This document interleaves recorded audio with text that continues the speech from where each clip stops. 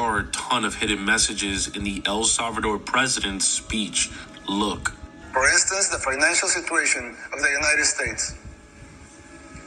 When I talk to my conservative friends right here, they always tell me that the problem is high taxes.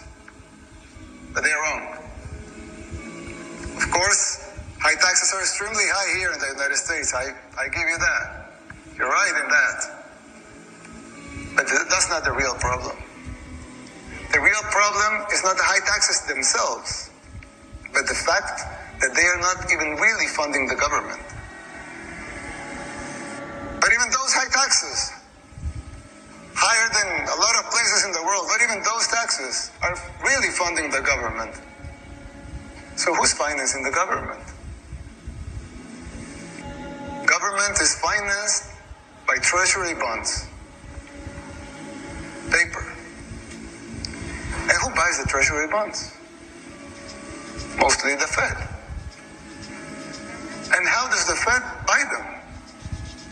By printing money. But what backing does the Fed have for that money being printed? The treasury bonds themselves.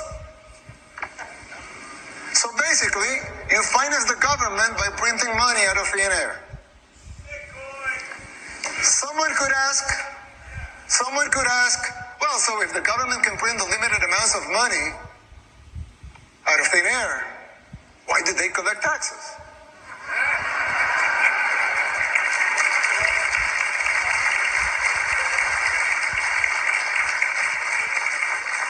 I mean, in theory, it would make sense, right? If they can print unlimited amounts of money, why would they need taxes for? The answer is simple, but it's very shocking. The real problem is that you pay high taxes only to uphold the illusion that you are funding the government, which you are not. It's shocking, but it's true.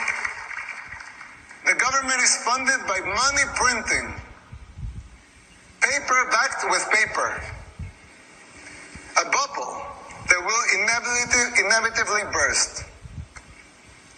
The situation is even worse than it seems, because if most Americans and the rest of the world were to become aware of this farce, confidence in your currency would be lost, the dollar will fall, and the Western civilization with it.